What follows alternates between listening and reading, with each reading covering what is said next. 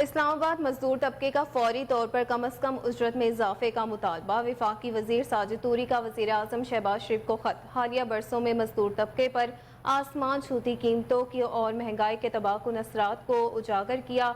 महंगाई में मुसलसल इजाफे और मईशत की नाजुक हालत की वजह से मुलाजमत पेशा और बेरोजगार मजदूर खुद को पहले से कहीं ज्यादा गैर महफूज महसूस कर रहे हैं।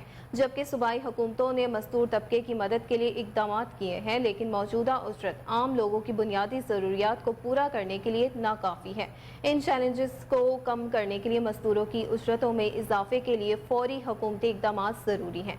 कम अज कम उजरत में आखिरी इजाफा 2022 में हुआ था और इसके बाद से दीगर सूबाई और विफाकी सरकारी मुलाजमीन की तनख्वाहों और अलाउंसेस में इजाफे के बावजूद हुकूमत की जानिब से मजीद किसी रिलीफ का ऐलान नहीं किया गया। सूरत हाल की संगीनी को मद्देनजर रखते हुए साजिद तूरी ने वजीर आजम शहबाज शरीफ से अपील की कि वो विफाकी और सूबाई सतह पर तमाम स्टेक होल्डर्स के साथ मुशावरत के बाद फाइनेंस डिवीजन को कम अज कम उजरतों में मौजूदा शरह से कम अज कम 50% इजाफा करने की हिदायत करें।